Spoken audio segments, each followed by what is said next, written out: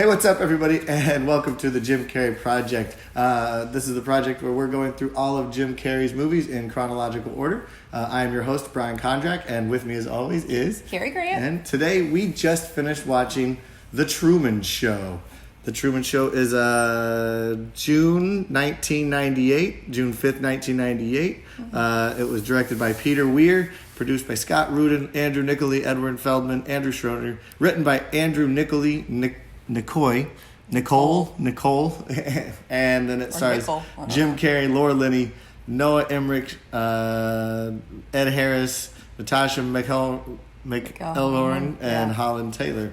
So, what'd you think? So good. Yeah, I loved every second of it. Yeah. I kind of knew I liked it, but then I don't know. I feel like watching all these, and I'm loving Jim Carrey even more, and so just seeing how he's grown over last all these couple things. of years. This is and only I always 3 loved years, this movie. 4 years after. Yeah, but I was just kind of blown away again. Yeah. It is a phenomenal rewatch. If you haven't seen it in a while, if you've only seen it on TV with commercial breaks and stuff, rewatching it on DVD or streaming or however you can consume it with no interruptions, it is just intense, from start to finish. It's not intense in your mind, but it's just there's so many moments. You're so invested in it. from the beginning. Yeah, you're really invested in it, and then you're like the people watching the Truman Show who are also so invested in it, and it's all just layered on top of each other. It's crazy. It really is a fantastic watch. I even have a note in here.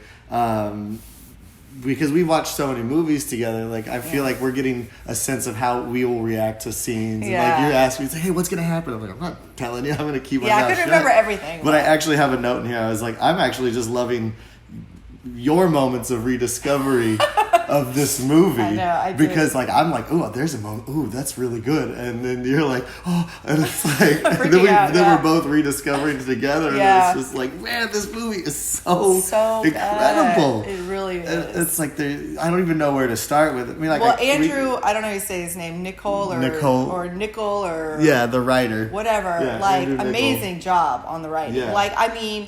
Really, there wasn't anything. Well, maybe there's some really old movies that are somewhat like this, but not really anything like this when it came out. And it was a different, amazing. It really was. Again, this is another movie where it's kind of a little prophetic about what's going on. Well, there was TV. Already some reality shows going on. But I think Big Brother came out the following year, which crazy? is just this movie about this fake thing where we watch people 24 hours a day, and then Big Brother reality TV show. Well, then reality, because there was sort of there was Real World must have been around. I think and stuff they like that. But that was probably one. There was only a few of them out before this. It wasn't as big at that point yet, because I don't know when Real World started, but it definitely had to have been in the early or mid 90s. I'd say sometime in the 90s. Yeah. So I don't know what was before that, but that's the one I kind of remember first. Is the Real World, which this is not the same thing. 92, so we would have been in the quite a few years. heyday of its series. So maybe someone got the idea that you kind of do a reality, but it's only. But it's set up for only one person. Yeah, it's just such a great idea. I quickly Googled Andrew Nicol to see what else he had written, and he wrote Gattaca and The Terminal and Lord of War and Simone, and 5 out of 6 of 5 out of these movies are things that are critically acclaimed and supposed to be good movies. I think Simone is about someone who falls in love with technology. I remember that one. Yeah. The Terminal, I think that was that with Tom Hanks gets stuck in the airport. Such a good one too. Lord of War with Nicolas Cage, that was a good one. He's a arms dealer, and it's he gets stuck in Africa, and so he's had quite a few things. So the fact that this is his second real big credit is amazing. I mean, it got nominated for Academy Awards. It got nominated for Golden Globes. It was just so different at the time. There just wasn't things like that done. Yeah. And Jim Carrey's just the perfect person to do it. He's so likable. And what was we keep talking about it. Endearing is the word that we talked about over and over. Genuine and endearing. Yeah. And so it's so fun to watch it. I mean, even from the beginning, they're not even using actors' names in the credits. And then we start getting introduced to Jim Carrey. And Ed Harris is a phenomenal He did amazing in this one too. So at the end, I had chills like all over my body at the end. It was Jim, but it was Ed Harris who was really like I'm getting. I know, it's such an intense moment. His intensity and his eyes are so blue, and the way he's talking to Truman, and you're just so invested in. I mean. Yeah, it's phenomenal. It's just a great movie overall. Yeah. I don't even know where to start. I know. We can just start at the beginning. I mean, we're talking about Jim Carrey, so let's start with him and his acting abilities. Yeah. We already pointed out that he's very endearing. One of the things that I made a note on is that there's always a little moments of comedy in this movie. Yeah. That are they the writer or were they Jim Carrey's moments? Like the first one that comes to my mind is when he's digging in the garden at the beginning, and you have that scene where he's like bending over and it's just his back. It could have been like, hey, this is a funny angle. Yeah. Let's do that one. Yeah. We only get to see one side of him in that one. He doesn't do a lot of like Jim Carrey stuff in this one. He got only when he was like starting to flip out that I was like, okay, there's a little bit of Jim in there. Like like when he was driving going the car crazy and like going in the car and into the screaming a little bit and being silly. It was like freaking out, but in a kind of a funny, silly-ish way, you know? But the rest of it was just like him being just an amazing actor, not like being the silly that we kind of know. Yeah, you said it as endearing, and then it's just genuine. Crazy. Like like for a lot of the movie, I kept thinking, oh, I'm forgetting to watch what Jim's doing because because he's the real person in it. Yeah. And he seems like the real person in it. The only thing I wrote down early on is that he's kind of the squirrely guy, kind of goofy and squirrely as who he is. He's the eccentric neighbor, or like he is the goofy neighbor. And I'm like, well, is that from his upbringing, or is that like what is that choice? Like why is he sort of that squirrely, like good afternoon, good evening, and good night, you know, kind of thing? Like it's kind of like who's really like that? I don't know. Maybe there are people like that. I don't know any, but. And then I started thinking, it was like, well, that's because his upbringing, because they've made everything so simple, so perfect, for so him, easy, and so he's plain. just this like, he just becomes this guy. Everyone else is so plain compared to him in this movie. Like not as Truman. Like of course they're all actors. They don't know what they're doing except you go from point A to point B. You know, say these lines, get out of the scene, put him here, like.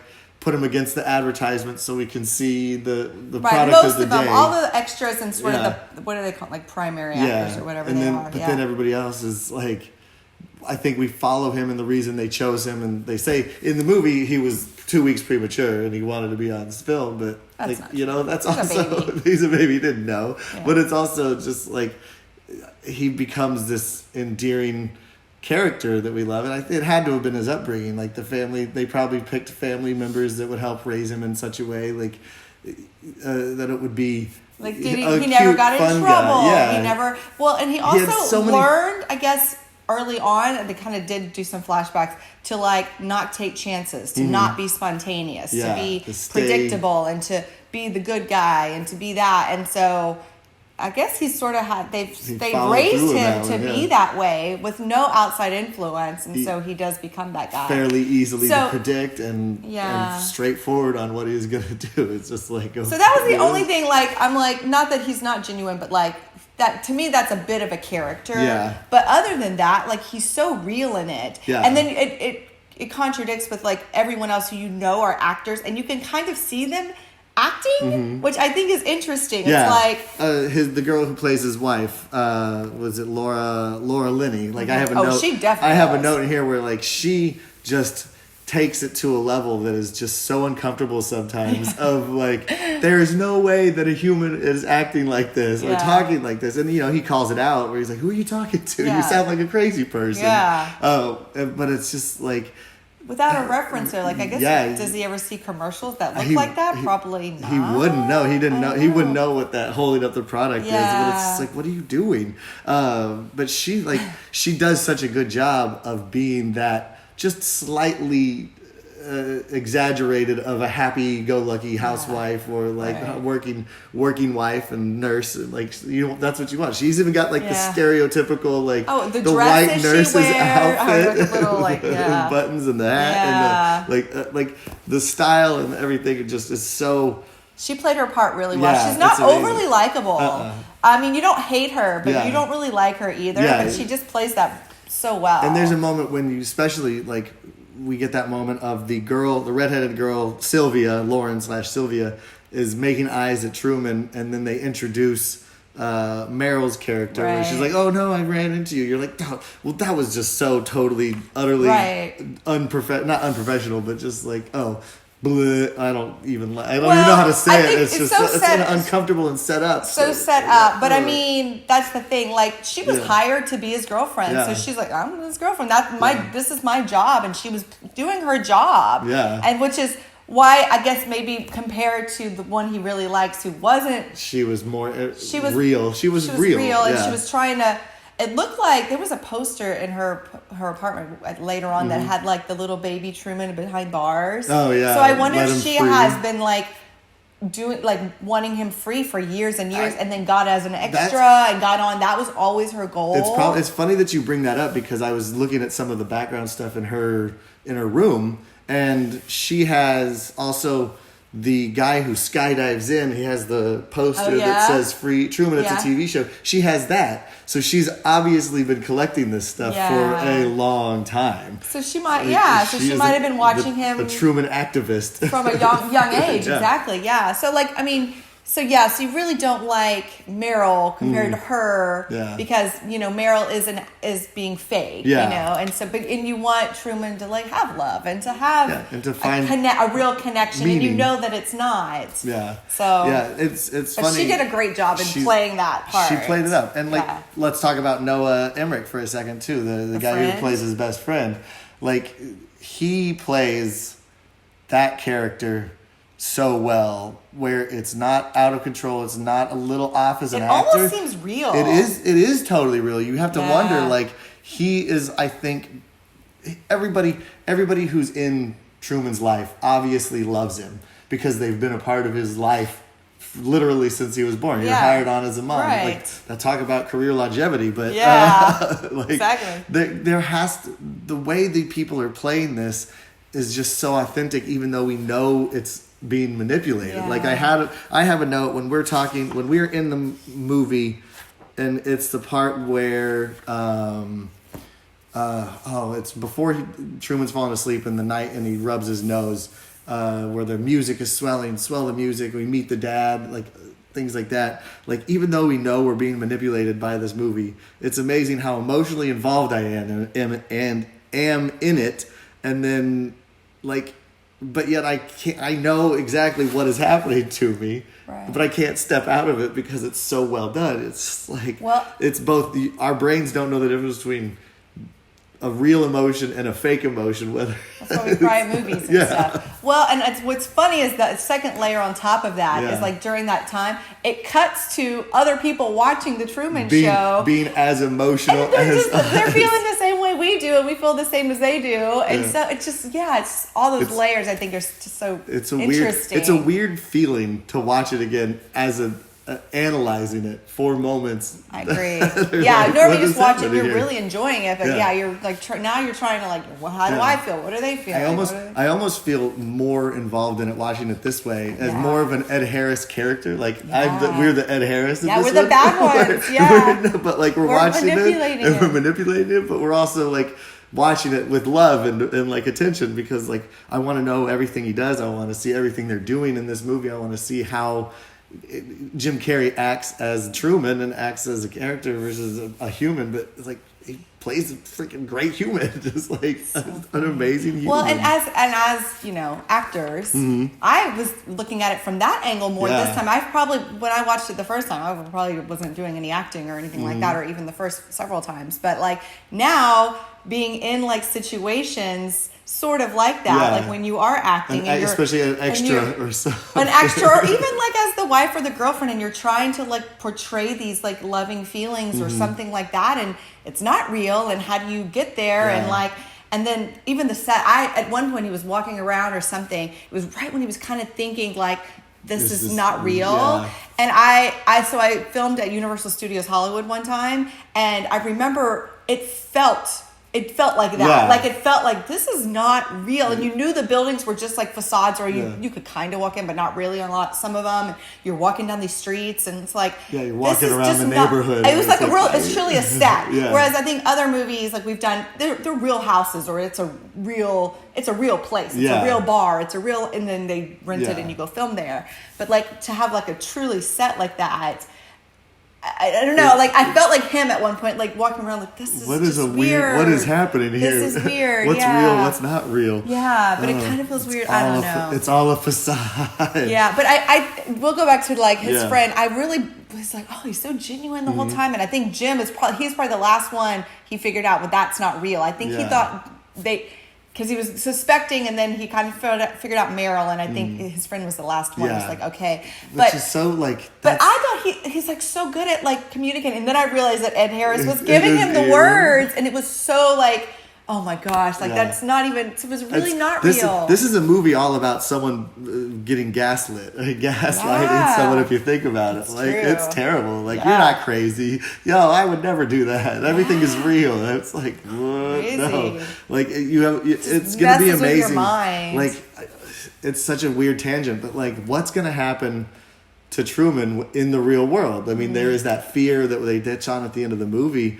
At least he has somebody that he's going to find and like can connect to him. But like, your reality is all messed up. It's just like kablam, mind is going to explode. Like, what are people going to be like to him? Because it's still going to be somewhat fake. Well, because everyone knows it. Yeah, think about like any celebrities who like run into their fans in the airport or like anything. It's like me chills again. I know. It's I didn't think about that. So weird. It is. And it's like I was doing. But that's why the movie ends well, because you're just like, oh, what's going to happen with him? You know, there's a really good image of him going up the stairway to heaven, basically, when he leaves the place. But then the shot of her of Sylvia or Lauren running down the stairs and out her door. There's such a cool mirrored like. Well, then it gives you hope. It gives you hope. Like it's going to be great. Is so good. So good. I just want to throw everything around and be like, let's watch it. Throw your notes, but then go get them. Yeah, I know. I don't want to do this. I don't even know. Like they have so many things. Like so we can analyze. Going back to that reality though, like this is talk about Jim, because like I've been watching more like interviews and stuff with him too, and I feel like so he's done a couple movies where like it's really augmented reality. We haven't been to all of them, watched all of them yet. No, not yet. But this is kind of the first one. And he, in interviews now, pretty much talks about, like, have you seen this? How, like, his reality is a little different. Like, he doesn't actually believe of himself as, like, Jim Carrey. He kind of thinks, and maybe I'm wrong, I'm sorry, but this is kind of where I got it. Yeah, he kind of, like, it's like all, like, sort of existential and, like, you know, the conscious and blah blah blah and transcendent kind of.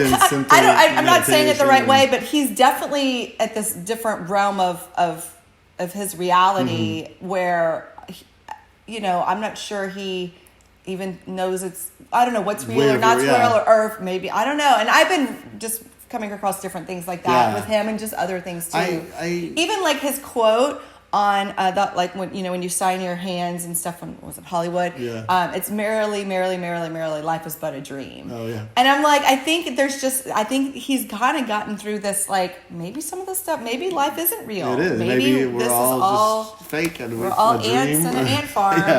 Something or a simulation. No, I have heard that before, where he very much is like the universe will tell us where we want to go, or like if you don't pay attention to what's going on around you, then you know, you won't know what you need to do. But I think there is probably a little more deeper than stuff, especially in this more recent years, not necessarily in this part of his career or his life, but like he went through some real tough stuff with his girlfriend and like being blamed for her death, and like obviously that's going to affect you. He stopped acting for a long time, and I'm very excited to see what happens when we get to like more recent shows and like the movie, the show Kidding and things like that. Just because I think we're going to see this kind of existential like crisis and dread like kind of rear its head again in some of its later stuff, and then in real life too. So it's bonkers.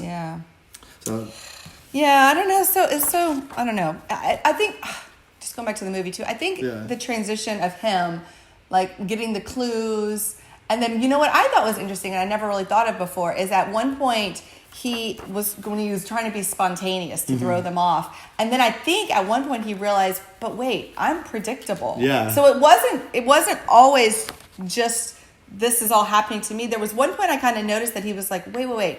Like I'm doing this because I am so predictable that, and maybe it's been ingrained in him. And so he's learned to be like that. But it was, I don't know. I don't even know if there was what if he said anything or what, but I just saw that in his acting of like the switch. Yeah, you're talking about after the car exchange where he does the moon drawing and he goes outside.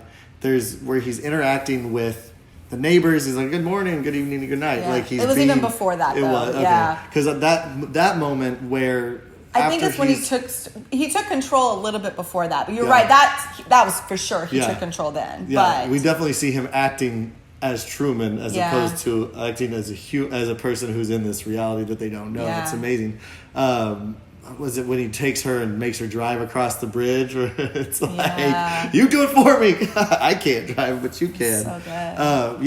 But his transition, the way he changes over the course of it is really interesting to watch. It is, from an acting perspective, it is absolutely incredible to see him go from, I am 100% on board with this reality to being, I don't know what's happening, and he goes crazy and literally like causes his wife to have a nervous breakdown where he's having a nervous breakdown. Yeah, but like he's pushing her, clashing left and right. He's kind of pushing her to break her. To them, what you're saying is, it's predictable. So, I will just keep doing what I've done. Oh, this was just a phase. I'm done with it. Yeah. I'll do my daily routine. The wife leaves her, so he goes and reminisces and gets lost in his emotions somehow. He's like, oh, that's easy. Well, he'll just fall asleep down here. And then he sneaks off. He's like, suckers. Yeah, I mean, I think he's pretty sure. Then he's like, I got to make a plan, and that's what he did. Digs a hole to escape his prison. There's so many cool little images of just like him escaping, literally digging a hole and tunneling out of his life to like going out on the water and being on this thing that nobody expects him to do, or it's like he would never go out on the water. Right. Like also it's like he bought the new lawnmower, he bought the cocoa, he's deep into the reality that he's like supposed to be living. And then he just poof, he's gone. Maybe. I think he was playing that part there. Yeah, exactly. Where he's being harassed by the two twins against the wall, and he's like, "Oh yeah, we'll sign it up." Well, by then, he's pretty sure. Yeah. Well, I mean, it's funny too. I actually, and I don't know, maybe we all think this. Like, I liked seeing his like transition into insanity. Like, I don't know, it really drew me in too. Of like, because you're like, well, I feel like I would probably be like that too. Like I probably would be insane, but he really did go through this like insanity feel, and then he sort of came out on the other side and sort of decided. I guess there was enough clues. Yeah, it's like this is pretty sure. Yeah. But like when the guy at the power plant was like, "Yeah, have a good one, Truman." It's like, ooh. You're not supposed to know him. Yeah, it's also good. I love too like all those little parts like that. Like I look at it as like. So I think of it as the actor in the Truman Show is like, ooh, I get to like say a line, I get to have a part, and then the real actor is probably like, oh, I get to have a line in the show. They're doing so it's like a double thing, you know, like a layer upon a layer. It's like they don't even have to act because they can just show that they're excited to have a line in the thing because I saw that in some of the actors, like the little girl in the bus was like, wait, is that him? Truman, and she's like, just but look we're forward. Also in the Truman Show. Yeah, or like they're all playing a part, and like to get a line in the show is like a big getting deal. A line in a show. Yeah, it's the biggest production ever made in this universe. Yeah. And then like the fact that you would think on that same idea of an actor being put into saying like, oh no, I'm excited about it. Like the people who they hired on as like the boat driver or the bus driver. It's like you ever been on a stage, you're like, I don't have this skill, but now I'm expected to do it. No. Like, I'm an actor, I'll just fake it. I'm just the boat driver. I'm just the bus driver. I feel like watching it from an actor's perspective was entertaining because there's other layers that you really kind of appreciate. I mean, the craft services in the back, the tech and all the lighting and everything like that. Yeah. It's such a it's just a fun show. Going to the name of it and talking about how many actors there are versus Jim Carrey's character, you know, the fact that it used to be called The Malcolm Show was, I think, what they originally titled it. was what the guy named it, and then they switched it over to being called the Truman Show because he's the only true man in the show. Or you can was his name Malcolm? Where are you talking about Malcolm? It's just something I read about. The script originally was supposed to be the Malcolm Show was just the original story of it. Okay, it's a 1-page film treatment called the Malcolm Show. It was more science fiction thriller than like what this is, but okay, so that's where it started. This one was definitely a lot more like, oh, everyone's in this boat where we don't know what's happening. Sure. Whereas like, no, let's just make it one person and he's the one true man, or like he becomes a true man when he grows. Like there's so many things I was reading about it. Like he's growing as a boy, he's growing as a human, he's growing as from going boy to man. He goes through all these trials and tribulations where he's being told he lost his dad. He doesn't know what's happening like in his community because he doesn't know what's real or not. And then he has to go on a boat and literally do the one thing that scares him the most in order to grow as a person. And when we get to the done with it, he is what some people would say a true man. And he's like, I'm not just the only person that's real in this environment.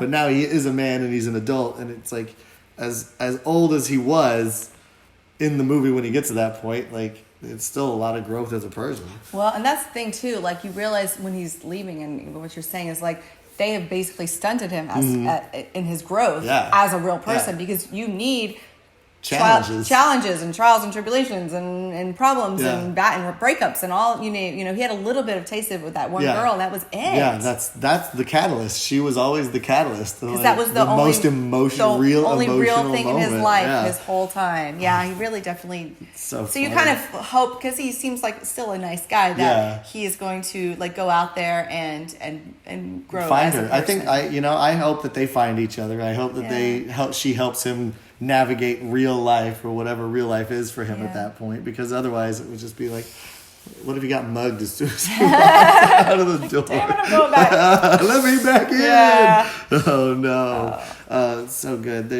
I do love too when it ends and he walks out, that because you see all these people who are really invested in watching this show for years and years.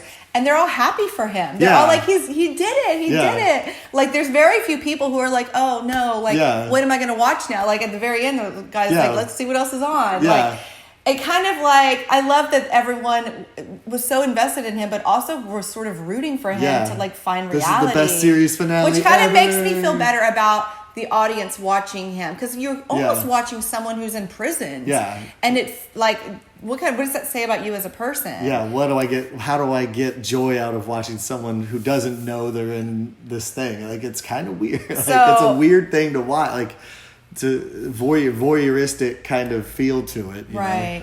So that made me happy that they had them happy for him in the end too. And I wanted to bring up this. We talked a little bit about it during the movie, but just like, even as someone watching it, we don't know what's necessarily real sometimes. Yeah, it's true. The moment where it's the real big emotional scene where we're watching Ed Harris, the guy's playing the music and he's like, I cue the music, and then the music gets flourishes and it's like, this is amazing. And then later when he's watching Truman sleep, I didn't even realize before that the piano player is like still in the studio. Oh, that music was still the piano music. Yeah. But then, you think it's the movie music. Yeah, but then at the end, when they're trying to find Truman and like when he's fake asleep and they realize he's gone, there is no music. Right. And it's such a powerful moment where it's just human interaction.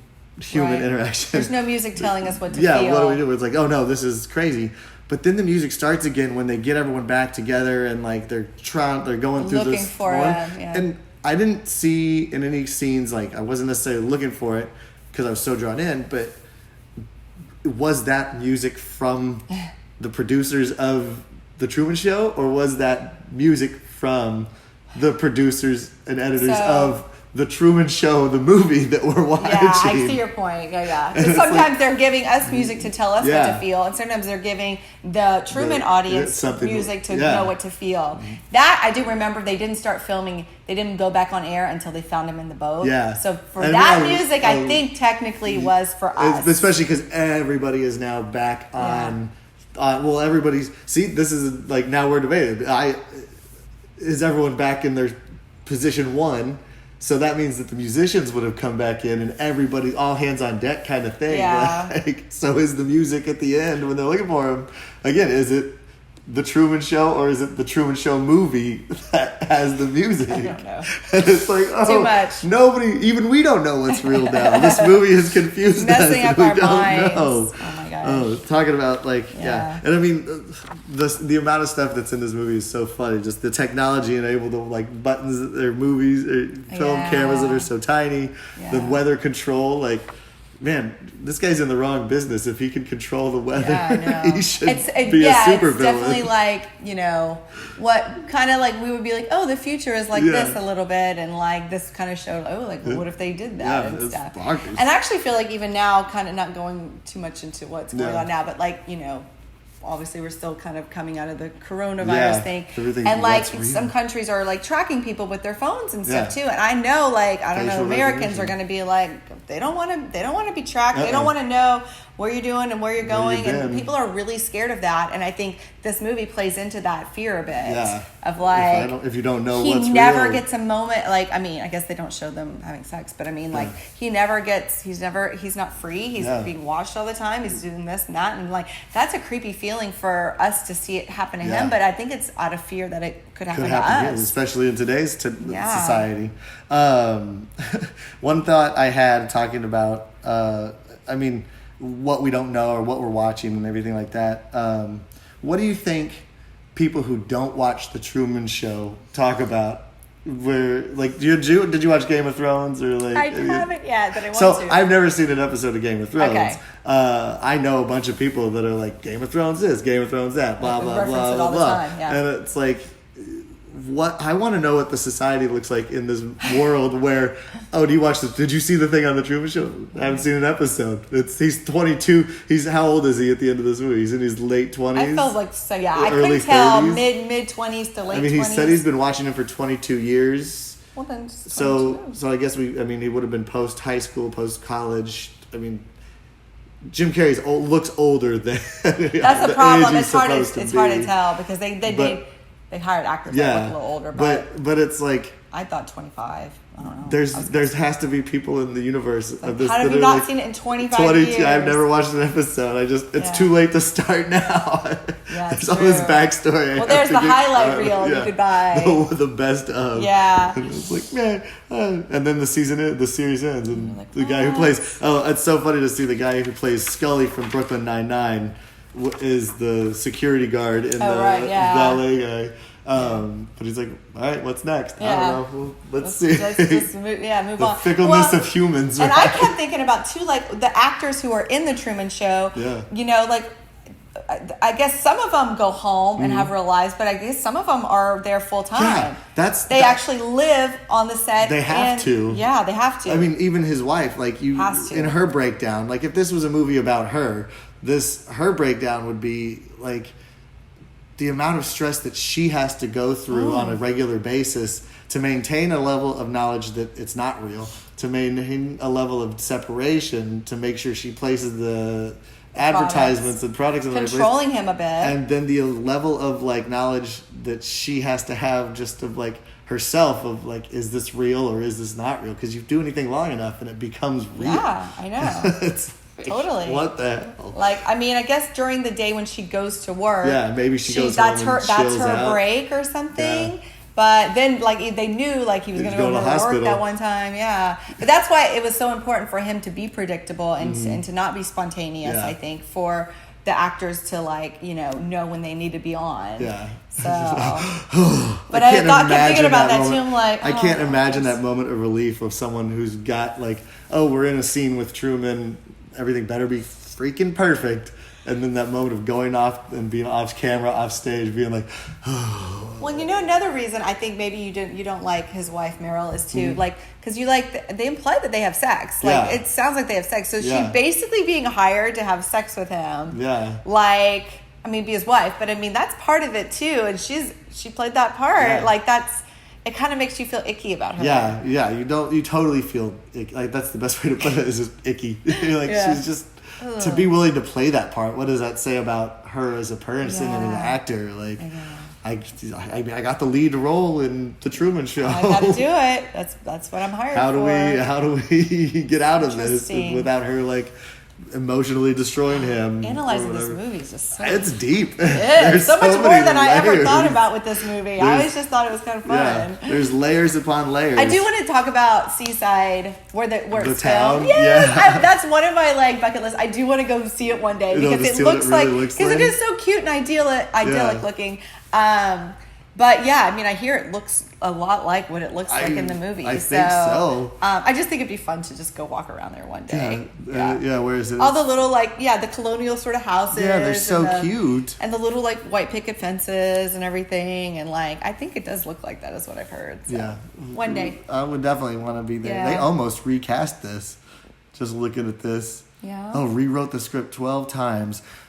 I don't feel bad about my own work. I'm on version 3 of a script I'm working on. Yeah. I don't feel nearly as bad now. Well, because the end product is totally worth the 12 rewrites. So you rewrite it because you know that there's parts that need to be better. Yeah, so. I mean, everything was mostly based on old television images to make it look like the world's all for sale. Yeah. Some of the buildings were CGI, but most of it was all real stuff. Cool.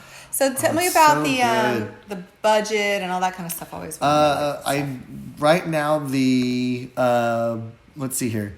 I didn't get a chance to really do a whole lot of research because I was in and out of town and working on some other stuff. I didn't mean to put you on it's all right, but the budget was $60 million. Okay. I would imagine that 20 of that goes to Jim Carrey, probably. but it did not. I didn't see where. Oh, look at all those nominated in awards. Sorry, I didn't see where or how much he was getting paid for it. Yeah, okay. Because I hadn't had enough time to do that research. So, he only did it for $12 million. So he took a pay cut. And is Weir was the wife or the who was Weir? Who was Weir? Where does it say Weir? I thought he was the director. Actor. Oh yeah, the Weir is the actor. So they didn't get he was the director. They apparently didn't like working with each other at the first time, and then he got used to Jim Carrey's improv skills and was like, "Oh yeah, this makes sense now." So $12 million for Jim Carrey, which is a nice chunk of change, especially coming off of 3 movies with $20 million each or something. And then it grossed box office $264.1 million. So it made a large chunk of change. Yeah. I'm actually surprised it did not make more than that, given the number of like I said, it was accolades and like awards that it was nominated for. But I don't know what else came out around the same time. I think people like I said, it was such a different type of film. Like people weren't ready for it. Weren't ready for Jim Carrey to be. And again, he was more serious in this one. Yeah. I mean, he was still likable and kind of a little funny, but he wasn't funny like Jim Carrey funny. So like maybe people still are like, he's still making that transition of like, I'm going to the serious roles and like, what do we do with that? Yeah. But I think he's amazing. I think maybe people had gotten tired of the Jim Carrey that were like, oh, he's just going to be big and obnoxious. Like, that's coming off of like maybe I'm not a fan of that kind of thing. You know, coming off of Ace Ventura 2 and then Liar Liar, he's still like big obnoxious actors. Whereas like some people might not really been like, well, that's not my thing. But this is a movie that I think appealed to most people. Oh man, I kind of want to skip Simon Birch and go right to Man on the Moon because it plays so well with actually what we're talking about and the reality of a TV show, because the Truman Show is filming this guy that he doesn't know he's acting. I haven't seen that one. Man on the Moon, and it's about him playing Andy Kaufman. I know what the idea is, but I actually have never seen it. Now, like it has such an interesting juxtaposition compared to the Truman Show. I think he's like, he's getting into all these crazy characters where it's like the reality is so strange. I think I'm going to make a call and skip Simon Birch. Yeah. We can always go back to it. Yeah, and he plays the narrator. And he's in it for 2 minutes. Oh, we'll skip that. We'll come back to it. I'll show you the clips. Simon Birch is a good movie if you've never seen it. It's a good movie. It's worth watching. Narrating though, we'll watch it. Okay. We'll see it at some point. We'll jump add it into another one or something. Yeah. Exactly. We'll watch High Strung and then Simon Birch. Yeah. Put them all together. Yeah. So I know we're going a little long on. We're excited on this one. This is such a good movie to talk about, and it stands up so well. So let's do ratings real fast. What'd you think? I mean, this is like exquisite. I'd say, I want to say 10. I know. I think it's that good. I'm giving it a 9.5 because there's one scene that I just doesn't make sense, and it's supposed to be emotional, but it's where Ed Helms is talking. Not Ed Helms, Ed Harris. Ed Helms is a different comedian. Where Christoph also. The fact that he's called Christoph. Just one name, yeah. Well, Christ. Off Christ. Oh. He's the Antichrist. And he's religious allegory. Analogous. Sorry. So anyway, I'm going on a tangent. I give it a 9.5 because there's a part where he's like, you never had a camera in my head. It never made sense to me. It's like, we know what you're thinking. We know you better than yourself. He's like, you never had a camera in my head. It was just a weird choice of how to do it. But I could see where it's important or where he wanted to do it. It's just like, man, I could go without. If you didn't have that, you would never have noticed if it was God. So 9.5 out of 10. But good. So far, one of the best Jim Carrey movies that we have watched. It's the best for me. It is emotional. Yeah. It is funny. It is. This is one that I will I'll watch it anytime. And it's been on TV so many times. Yeah, and I've caught bits and pieces every time. So, one of my favorites. Really fun. Really great to watch it, and really fun to watch it with someone rediscovering it. Even though you've watched it so many times, both of us are just like, I know. I really was into it. Rediscovery. I was, yeah. So I guess that's it. We'll go ahead and wrap up this long episode. Thank you guys for tuning in to the Jim Carrey Project. This is the Truman Show, if you didn't know that. I'm Brian Kondrach. And Carrie Grant. And please like our videos. Find us in podcast form. Listen to us. Talk to us. Rate us. Comment on our stuff. All those things that people with programs tell you to do. Please do them. And we will see you next time for... What's the Man on the Moon? Man on the Moon. Man on the Moon is the next one. Yes. So you guys have a great day. Bye. Bye. Bye. Bye. That is definitely our sign off now. If I don't see you, good afternoon, good evening, and good night. Yeah.